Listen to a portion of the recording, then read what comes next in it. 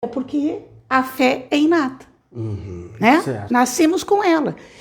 E aí ele vai dizer que é uma certeza instintiva na sabedoria de Deus, que é a sabedoria da própria vida. Então, veja, tem essa força superior e Emmanuel nos coloca, né? Mas nós precisamos também buscar aquela diretriz para as nossas vidas, que é o Evangelho de Jesus. Certo. Então, lá no Evangelho, ele nos diz que fé é uma convicção firme e inabalável. Então, essa convicção firme e inabalável no quê? No Criador, né? Na inteligência suprema, a causa primeira de todas as coisas. Né? Essa é a definição que está lá no Evangelho. Agora, com base lá no Evangelho, o que nós podemos dizer sobre a fé que a gente tem? Que a fé, ela tem que ser constantemente atualizada. Mas e aí tu talvez me diga, mas como? Como é que tu vai, né? Talvez o ouvinte esteja perguntando, mas como que a gente faz? E por falar no ouvinte, dar continuidade, o nosso técnico Sidney Coelho pediu que chegasse um pouquinho mais para frente, para ficar bem próximo do microfone, para que os nossos ouvintes possam Ouvir melhor. Ouvir melhor e bem claro. Tu vai descolocar agora. Tá, tranquilo. Perfeito. Agora? Tranquilo agora. Então vamos lá. Então essa atualização, né, que eu digo, que eu coloco para a gente pensar, é através do que? Da ação. Porque a fé precisa de ação para que ela seja renovada e a gente vai paulatinamente reconstruindo isso. Por que a Ana diz isso? Porque a fé, se ela nasce conosco e Deus deu aos seus filhos o mesmo ponto de partida, né? Ou seja, todos os filhos, os espíritos foram criados simples, ignorantes, certo. O mesmo ponto. E aí nós vamos o quê? A gente vai evoluindo através das reencarnações, segundo a nossa crença espírita. Então essa fé, nós vamos desenvolvendo essa fé ao longo das encarnações. Nós estamos falando de espiritismo, né? Isso é correto. Então, dentro da nossa crença, a gente vai desenvolvendo. Então, o que é essencial para nós? Por que a fé é essencial para o ser humano? É uma pergunta que a gente faz para o ouvinte, né? Por que a fé é essencial para nós? Porque essa fé, que diante dos desafios que a vida vai nos apresentar, a gente vai ter a consolação, a coragem e resignação. Veja bem, no atendimento fraterno na Casa Espírita, nesse momento de pandemia, em que nós atendemos muitas pessoas no atendimento fraterno, algumas chegam e dizem assim, por que é que o meu familiar desencarnou? Por que isso só acontece comigo? Por que Deus me abandonou? Será que Deus abandonou? E se eu tenho fé, será que eu vou fazer esse questionamento? E aí que entra a fé, essa certeza. Nós temos um exemplo de uma fé e de uma pessoa do público, uma pessoa que nos procurou, o seu filho desencarnou. E o rapaz bem jovem, e esta mãe, ela chegou no atendimento fraterno, ela estava por dentro, ela estava destroçada. Mas tu olhava para ela, tu jamais ia dizer que ela tinha enterrado há poucos dias um filho. E ela disse que as pessoas disseram para ela, no dia que ela estava enterrando seu filho, disseram para ela assim, vocês espíritas são muito engraçados. E ela disse que olhou para a pessoa, e a pessoa disse, vocês não choram? E ela disse que não respondeu, afastou-se. E ela disse, Ana, eu estava despedaçada, mas eu não preciso, eu tenho fé, eu tenho convicção de que era hora de devolver a minha joia para Deus. Ela disse, eu estava destroçada, mas eu não preciso, eu tenho a fé. E tinha a convicção e a certeza de que aquele era o momento de eu colocar em prática tudo que aprendi com a doutrina espírita. E aquela mãe estava numa tristeza, mas não é o exterior, é o que está no interior, é o que vale. É o sentimento e essa certeza de que existe um pai. Isso é fé. Esse é um exemplo de fé. né? Não sei se os ouvintes vão concordar conosco, mas é isso. É essa fé emocional, é essa certeza que resiste a tudo. Essa é a fé inabalável. E que a gente vai... Ao qual nos ensina Kardec, mais adiante nós vamos falar sobre essa fé. Nós vamos falar sobre essa fé. Mas, Ana, então, se essa fé, ela está conosco, ela nasce conosco, sem exceção, com todos nós. Sem exceção. Aí então eu te pergunto, e os nossos ouvintes também estão a pensar, e eu estou aqui para trazer a pergunta que eles também querem saber. Por que uns têm essa fé robusta, convicta, e outros até têm, mas dependendo da situação, já não tem mais fé? Se ela já nasce conosco, por que alguns, e com esse caso que tu brilhantemente tu nos relatou, um grande exemplo dessa senhora que havia perdido, né, um filho, né? Perdido não, havia desencarnado. Devolvido, ela diz, né? Devolveu a joia dela para Deus. Que os filhos não são nossos, os filhos são de Deus, estão sob a nossa responsabilidade. Mas por que alguns têm esse tipo de fé robusta, convicta, e outros não, outros desabam? Até querem desistir da vida. E muitos desistem. Mas quando tu me fazes essa pergunta, nós poderíamos usar o exemplo desta mãe. Né? O que para ela, ela tinha, ao longo das encarnações, ela desenvolveu essa fé.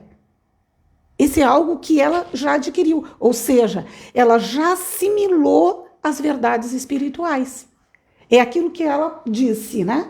Era hora de eu praticar o que aprendi com a doutrina espírita. Então ela estudou, ela refletiu e ela está gradativamente desenvolvendo a fé, né?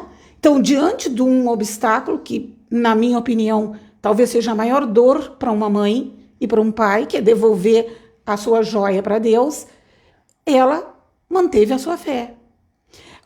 Por exemplo, aqueles que nos chegam no atendimento fraterno perguntando por que Deus os abandonou, ainda está em vias de desenvolver essa fé. Ainda não compreendeu, né? E seja de qualquer que seja o segmento religioso, ainda não desenvolveu essa fé, né? Então, como é que a gente pode pensar? Aquela mãe, ela está com o progresso realizado. Claro que vai sempre desenvolver cada vez mais, né? Mas aqueles que nos questionam e perguntam onde que estava Deus nesse momento, um exemplo, né? Esse ainda vai precisar dos processos pedagógicos que a vida na matéria nos oferece para desenvolver essa fé. Então precisa o quê? Da educação. Não é isso? Porque essa fé é como, eu penso assim, que seria como o selvagem, né? Ele vai gradativamente adquirindo, saindo daquele primitivismo, né? Gradativamente. E a fé é da mesma forma. Um dia nós somos aquele selvagem, né? E hoje nós somos espíritos um pouco melhores, né? Porque ainda não aprendemos a ser bons. Nós estamos um pouco melhores. Emmanuel diz que nós estamos mais próximos do ponto de partida do que do ponto de chegada. Então... Mas já estamos a caminho. Já estamos a caminho. Isso é importante. Muito importante. E às vezes, né, a gente pensa nós... eu sempre, estudando o tema, a fé que transporta montanhas, eu fico pensando em mim. Né? Como é que eu me vejo diante das dificuldades da vida? Que todos temos, né? Mas a escolha é minha. Eu vou escolher como passar pelas dificuldades. Não é. Tu escolhe. Ou eu vou escolher aceitar e procurar compreender aquela situação e extrair de cada situação o melhor. É que nem o Cristo. Cristo, quando passou e viu aquele cachorro morto, em estado de putrefação, o que ele viu? Todos passaram e viram o pior daquela situação. Sim. E ele viu os belos dentes que belos tinha o dentes. animal. E eu sempre penso que nós temos que fazer assim diante dos desafios da vida. Qual lição que esse sofrimento, que essa dor quer me trazer? É isso. Está me proporcionando. É isso que a gente tem que fazer. É isso. Ali, se nós tivermos a paciência e a resignação, porque a fé ela é resignada, ela é paciente, né? Diante da fé, porque tem momentos na nossa vida, diante de alguns desafios, que nós precisamos ter paciência. E o ser humano, no contexto que a gente está vivendo hoje, nós queremos tudo para ontem. Sim. Nós não temos paciência para esperar, para aguardar. É tudo aqui e agora. Exato. Queremos que Deus nos tire a dor agora. Exatamente, é agora. E às vezes o processo pedagógico é ali que tu tem que aproveitar aquela situação. E tem algo assim muito interessante que, seja qual for, os ouvintes que estão nos ouvindo já devem ter passado por essa situação, em que nós estamos vivendo, por exemplo, a doença de um filho, de um familiar. E não tem o que nós fazermos naquele momento. Tudo foi feito. E o que é que nós podemos fazer? A prece. Então nós utilizamos esse recurso e a gente sente um alívio. E parece que nós temos uma fortaleza para enfrentar toda aquela situação. Aí quando passou, porque tudo passa, né? Nos diz Chico, Tudo passa. Tudo passa. E aí tu pensa assim, nossa, como é que eu passei por isso? E o Espírito meio que nos fala sobre a prece, que a prece ela não nos retira do sofrimento, da dor, mas nos dá força. Força. Nos dá energia para enfrentar a situação. Exatamente isso. Sabes que eu fiquei viúva no ano de 2009. Foi um desafio muito grande, porque a doença apareceu, em 10 dias se descobriu o câncer e ele desencarnou o meu esposo em 10 dias. Foi tudo muito rápido para assimilar, mas eu me vi assim com essa fortaleza, com essa fé que a gente tem, né? Toda a família tem muita fé. Mas quando se passou, Madeira, uns 6 meses, eu entrei num quadro de depressão e eu era como se tivessem me tirado o chão. E eu procurei o atendimento fraterno na Casa Espírita. Correto. E o Jair me disse assim, Ana, até agora os benfeitores espirituais te acompanharam, te ampararam. Agora tu tens que seguir sozinha. É isso que parece que saiu. Porque agora tu já tem condições de seguir. Certo. E aí o que eu fiz? Eu saí do atendimento fraterno, eu fiz uma prece de se é para me seguir, então agora eu vou seguir. E vamos em frente. E a vida continua. Porque a gente tem essa certeza que a vida continua. Isso é a fé, é a certeza. E hoje a nossa missa está aqui hoje, trazendo uma mensagem de esclarecimento, de conforto e consolo a nós todos. Que exemplo. Eu não sei se é exemplo, mas é o que nós aprendemos com a doutrina em ação. O Espiritismo é uma doutrina maravilhosa, porque o Espiritismo nos diz da onde eu vim. Tem resposta. Pega lá o Livro dos Espíritos, que é a nossa direção. Lá está. Da onde eu vim. Para onde eu vou. Mas o principal é o que eu estou fazendo aqui. O que eu estou fazendo aqui? Ele me dá essa certeza, eu estou fazendo aqui. Eu tenho que aprender. Eu tenho que sair daqui melhor. Mas isso é uma proposta minha. Sim, é individual. É individual, não é? Cada um. As pessoas podem nos ajudar, mas a caminhada é nossa. Exatamente. E pode nos ajudar quando nos convidam para falar sobre a fé. Claro, imagina, claro. Quando nos convidam para falar sobre a fé. Não é? É uma oportunidade da gente ver e analisar como que está a minha fé. E os ouvintes podem fazer essa reflexão conosco, né? Como é que está a sua fé? Como é que a gente está? Como é que nós estamos trabalhando com os embates? A Joana de Ângeles adora falar na obra dela nos embates que a vida nos oferece. Como que tá? Como que nós estamos reagindo diante dos embates que a vida nos oferece? Como é que nós estamos reagindo? Como é que nós estamos? Às vezes a gente reage bem, às vezes a gente tem vergonha das nossas reações.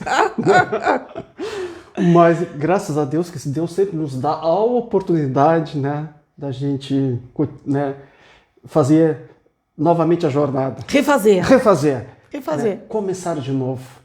Melhor, como diz o Espírito André Luiz, recomeçar. Recomeçar. Recomeçar. A cada amanhecer nós temos essa oportunidade. Recomeçar. Bom, hoje eu falei, não fui como deveria ter sido, mas hoje é um novo, ou amanhã é um novo amanhecer, um novo anoitecer, que seja, né, um novo amanhecer, mas é um novo recomeçar. Ana, ainda sobre a fé, né, o que é fé humana e fé divina, a qual nos fala lá no Evangelho segundo o Espiritismo, para nós entendermos, porque o Espiritismo fala também da fé humana e da fé divina. O que seria isso? Pois é, Madeira. É interessante a gente falar na fé. Ela é humana ou ela é divina, né? E eu diria assim, ó, para a gente, a fé divina é a conquista da felicidade. A fé divina é quando eu vou buscar aqueles valores morais, é quando eu vou buscar estudar a doutrina, por exemplo, né? Ou estudar em qualquer segmento religioso, mas que eu vou estudar, que eu vou refletir, que eu vou buscar o alimento para a alma, que eu vou preparar, que eu vou em busca das virtudes, e essas virtudes me colocam em busca dessas aspirações que são celestiais, futuras. Agora, e qual é a fé que tu me perguntas? A fé... Tranquilo. A fé humana. A fé humana. Bem, a fé humana, um exemplo de fé humana. Eu tenho fé, eu tenho convicção, se me preparei, de que vou passar no vestibular. Agora não é o vestibular, agora é o Enem. A Ana está dizendo aqui a idade dela. Então, essa é a fé humana, né? Quando a gente está buscando o que é material, necessário para a nossa estada aqui na Terra, né? Para nossa aprendizado nessa grande escola, nós vamos precisar dessa certeza, dessa convicção. Pelo que eu estudei, para mim é isso. Eu estou buscando aquilo que é necessário, né? A fé é humana, mas ela é divina quando eu busco as aspirações a um futuro melhor, né? É isso que eu pensei. E aqui nós precisamos falar dentro aqui da questão do magnetismo, porque lá no Evangelho diz que o magnetismo é uma das maiores provas do poder da fé posta em ação. O magnetismo? O magnetismo. Porque o magnetismo, ele é também divino, mas ele é do ser humano, né? Todos nós temos esse magnetismo que nós podemos curar. Por isso que Jesus diz que nós temos potenciais que nós desconhecemos. E esse magnetismo, a gente pode promover as curas. Por isso que Jesus falava, a tua fé te curou. A tua fé te curou. Exatamente. Então, o que nós podemos... no Evangelho segundo o Espiritismo diz que nós encarnados não compreendemos a força que nós trazemos em nós, né? Porque nós trazemos uma força interior que nós desconhecemos e que ainda não conseguimos ou não queremos colocar essa força a serviço do outro. Porque a fé, a fé sem obras, ela não tem valor, né? Isso é importante a gente refletir e pensar que a minha fé, ela precisa estar permeada sempre por operante ações. E produtiva. Exatamente. Pode ser aquela fé morta. Não pode ser. Água parada. Não deve ser. Porque isso é estagnação. E a estagnação não nos leva ao caminho da evolução, né? A nossa vida, ela tem que ser constantemente sobre ações, né? E que sejam ações positivas. Perfeito. E vamos falar então sobre a fé cega. A doutrina espírita também fala essa questão sobre a fé cega. O que se entende o que é fé cega? Aqui eu vou me atrever, tá? Porque eu não entendo nada de história. Então, mas aqui, o que a gente que nos leva a pensar assim, ó, que historicamente as religiões, elas sempre lutaram para quê? Para impor aos seguidores, né, os dogmas. Certo. Né? E os dogmas, eles sempre contrariavam as descobertas da ciência. Não é? É isso que a gente viu Sim, ao longo da verdade. história. E um exemplo... Verdade. Tá, pois não. Eu vou falar um exemplo, tu já vai falar. Pode falar. Eu não sei se é o mesmo, mas depois tu pode dar, porque como é uma entrevista, é muito bom a gente trocar. Informações. O grande físico, né? O Galileu Galilei. É isso, eu já tirou da língua. Ele foi obrigado a renegar a sua fé. Sim, correto. Né? A sua fé científica, desculpem, os seus conhecimentos científicos diante dos tribunais, para evitar que ele sofresse a pena capital, que é a pena de morte. Então vejam, o que nós vemos aqui é um homem de ciência que tem que abdicar dessa convicção, das suas descobertas, dos seus conhecimentos, em função da fé. Então a religião e a ciência nunca caminharam juntas. Sim, e pode falar até nessa parte, né, do Galileu Galilei, que na época ele disse que a Terra era redonda, contrariando os dogmas da Igreja Católica, que diz que a Terra era quadrada. Exatamente. E ele cientificamente, não, a Terra é redonda, mas falou isso cientificamente, comprovando. E tinha que se retratar, né? Senão...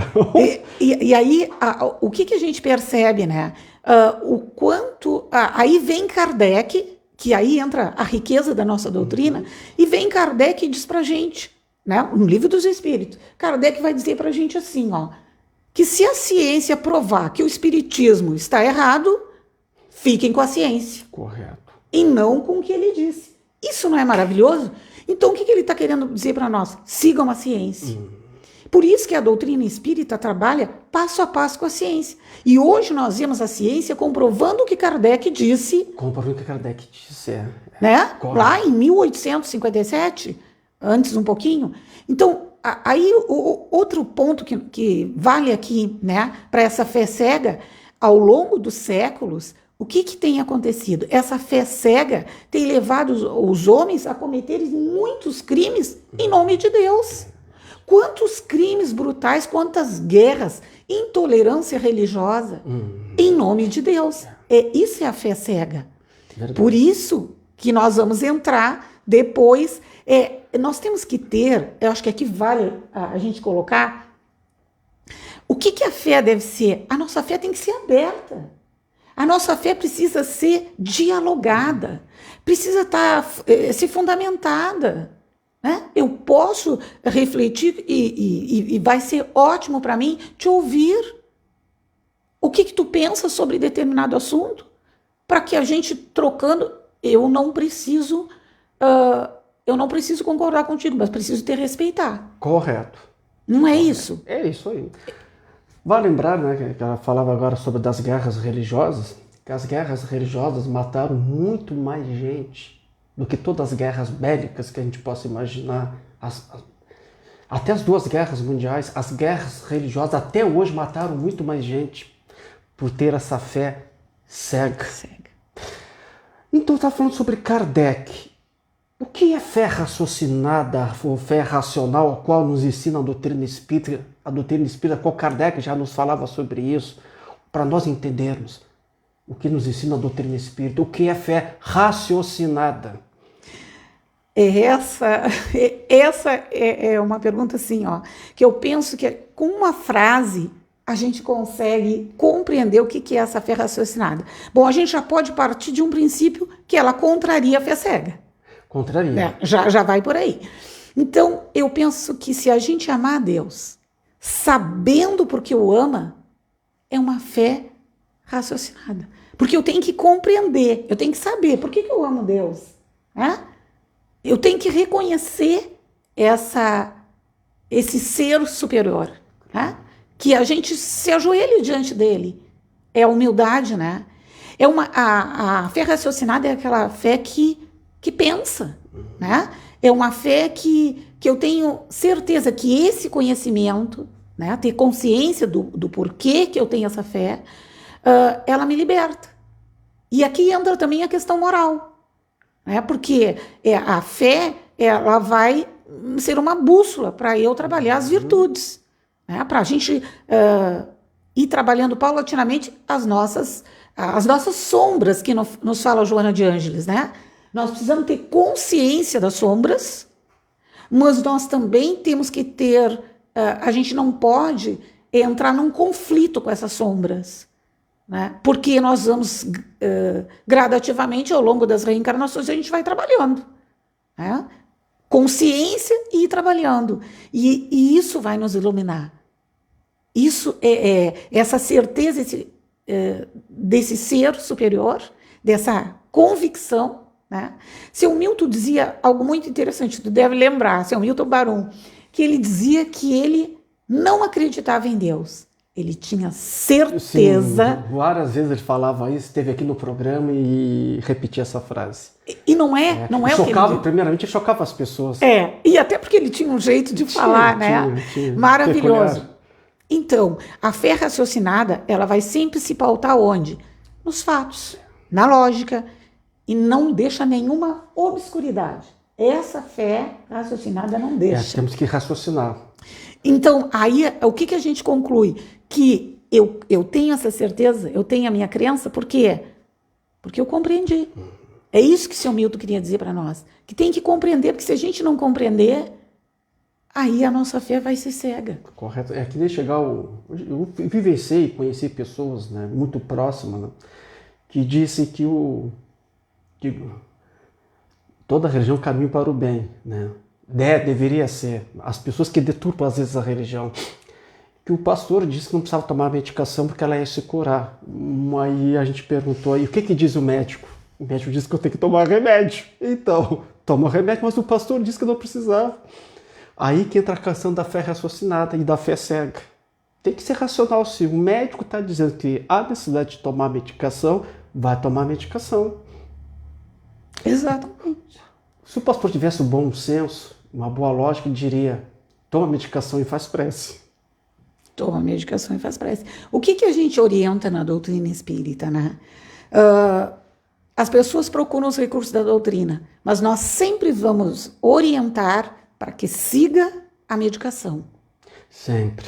Não abandona a medicação. E muito mais, no atendimento fraterno se orienta a pessoa. Quando nós percebemos que a pessoa precisa do psicólogo, do psiquiatra, a gente vai dizer, além dos recursos da doutrina, vai ao psiquiatra, vai ao psicólogo, porque eles têm condições de te orientar. Claro. O atendente fraterno, a maioria não é psicólogo, nem psiquiatra.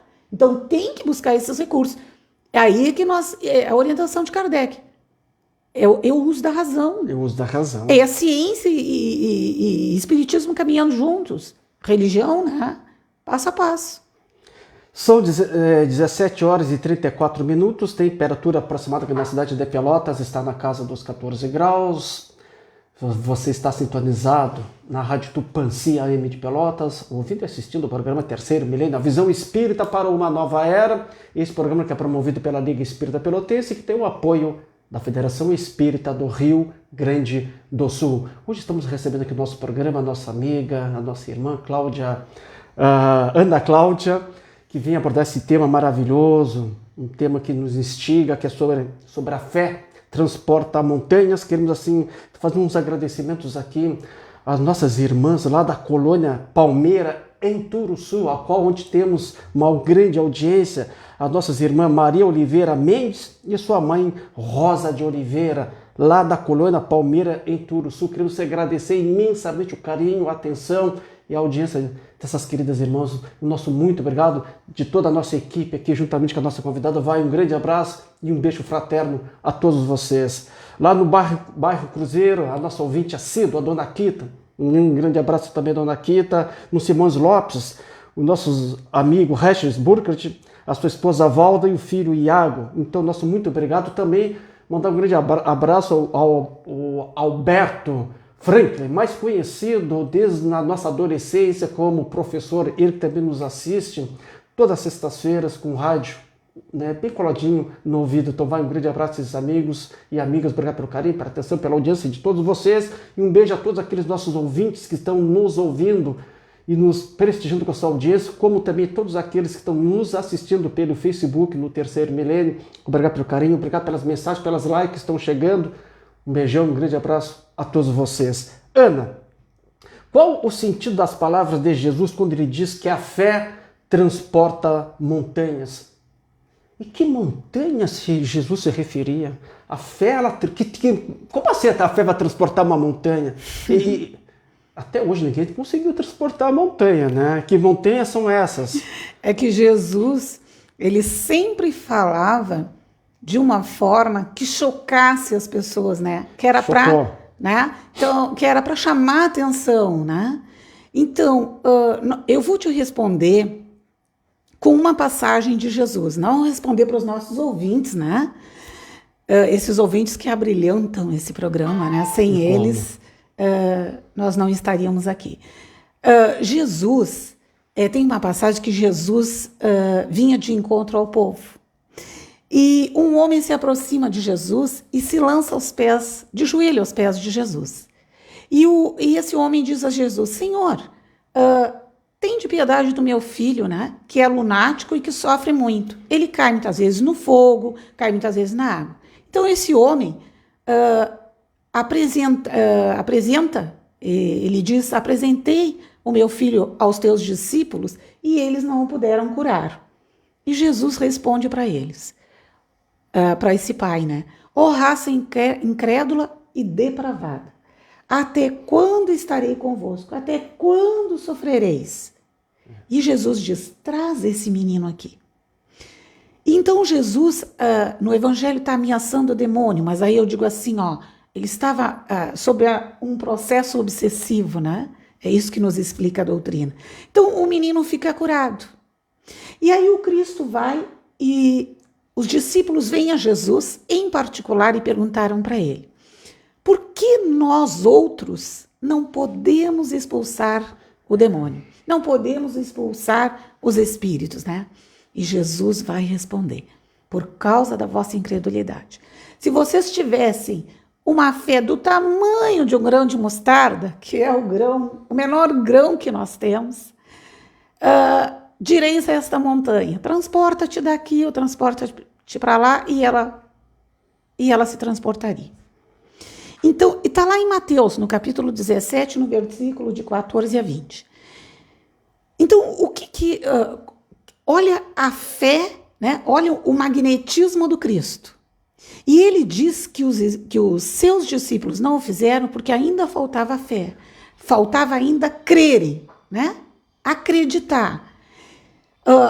O grão de mostarda é o menor grãozinho que a gente tem. No entanto, ela se transforma numa linda árvore, né? E a nossa fé é assim. Quando nós somos criados, ela estava em nós, um grãozinho. E a gente vai desenvolvendo, né? Aqui tem a compreensão para todas as perguntas anteriores também. Então, como é que eu vou desenvolvendo isso? Como é que eu vou desenvolvendo essa fé que o Cristo fala que a gente pode desenvolver, que a gente pode fazer, que nós podemos curar? Então, o magnetismo nós temos. E eu posso, trabalhando no passe. O passe Pasteur, que é aquele passe para as doenças que a medicina não tem cura, quantas pessoas o fazem? E ali eu dou do meu magnetismo, do ectoplasma. São forças que nós temos no nosso interior. E é isso que ele quer dizer. Mas tem que ser, eu vou desenvolvendo isso num trabalho incessante, na prática do bem, né? É isso que a gente vai fazendo. Então, a fé, a gente vai concluindo o quê? Não é algo que a gente adquire de um dia, de uma hora para outra. Certo. Né? A gente já falou. E isso vai exigir o quê de cada um de nós? Cada ouvinte que nos ouve, né? Dedicação, esforço, não é? A perseverança, o estudo para compreender aquilo que a gente ainda não compreende. Porque o espírito é convidado a estudar a vida inteira. Continuamente. Nós temos que continuar estudando. É uma lástima. Eu fico muito triste quando eu vejo pessoas que trabalham, principalmente no passe, e que ainda não compreendem, fazem gestos mecânicos, porque não sabem por que estão fazendo. Tem que saber o porquê. Isso é fé, né? Essa fé. Aí tu me perguntou, as montanhas que são removidas. Quem são essas montanhas? O que são? Essas montanhas são, Madeira, as dificuldades. São os desafios que nós passamos aqui na Terra. Essas são as montanhas, os nossos vícios, as nossas imperfeições. As montanhas são tudo aquilo que são obstáculos para a nossa evolução. Tudo que me impede de evoluir são as montanhas. Eu tenho que remover essas montanhas. E a fé me ajuda, não ajuda? Então, aí tu pode me dar um exemplo, diz assim, Ana Cláudia, me dá um exemplo aí dessas montanhas, né? A má vontade, o preconceito, o orgulho, o egoísmo, o fanatismo religioso, não é? As paixões. Então, são essas montanhas que a gente vai ter que remover. Vamos ter que fazer isso. A gente tem livre-arbítrio. Ou a gente faz agora, ou a gente vai jogando. Mas a gente vai ter que fazer. Nós não temos saída. A gente fazer agora, a gente tirar um pouco dessas montanhas, pelo menos um pouco, né, do nosso egoísmo, do nosso orgulho, a nossa vaidade, a nossa preguiça, a nossa má vontade. Sabe, por que é mais difícil, né, Madeira? Eu não sei, os ouvintes, eu não sei tu, mas a gente é muito criticado pela nossa própria família que nos dá apoio. A gente já falou isso aqui. Porque o que a maioria de nós quer? Tem um aniversário para ir. Mas eu vou para a casa espírita. Mas que tanto que tu vai na casa espírita? Mas que tanta palestra que vocês têm para fazer? Não entendem. E isso é esse trabalho que a gente vai alimentando, que a gente vai trabalhando a nossa fé. Né? Vai desenvolvendo a nossa fé. Desenvolvendo é a palavra. E essas ações, né? Eu outro dia ouvia da minha irmã, ela deve estar nos acompanhando, e a minha irmã falou assim, não, eu não tenho esse pique que vocês têm para ir para casa espírita, porque daí eu e Dani, né? Eu não tenho esse pique para ir para casa, né? 20 horas, um frio, a gente está saindo de casa para fazer a reflexão na casa espírita. Mas é com muita disposição, porque a gente vai e nem sente frio, né, Madreira? Não sente. Sente frio. Eu recordo uma certa feita, aqui na cidade de Pelotas, no Teatro Guarani, o médium orador espírita Raul Teixeira perguntaram para ele, mas Raul, ele que mora em Niterói, na cidade de Niterói, no estado do Rio de Janeiro, tu fosse ver a seleção brasileira jogar no Maracanã? Não fosse ver Rolling Stone, Mick Jagger? Não fosse ver o teatro? Não fosse ver tal coisa também não. Afinal, o que é que tu vê?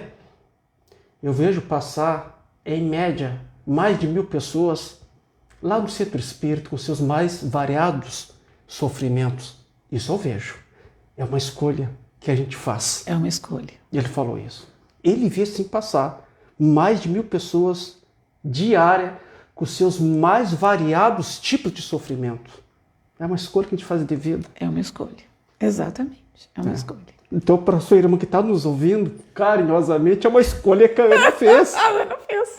Né? E se sente feliz assim. E se sente feliz. E o outro que não vai também se sente feliz assim. Mas tu perdeu a festa, Ana. Tu deixasse de ir no churrasco do aniversário, no encontro familiar. Mas quanta coisa que tu ganhou também. Será que tu perdeu? Não perde. Nós ganhamos. Nós ganhamos.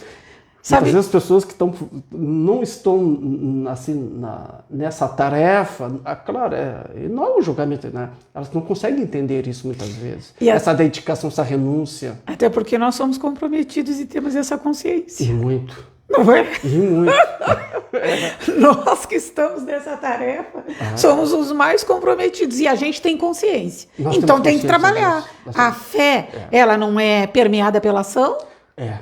Então nós estamos agindo. Então, Ana, nosso tempo urge, está tão bom conversar contigo, mas vamos também tocar o nosso roteiro aqui da nossa entrevista. Ana, quando está tudo bem, parece assim, fácil ter fé, a gente fala para os outros.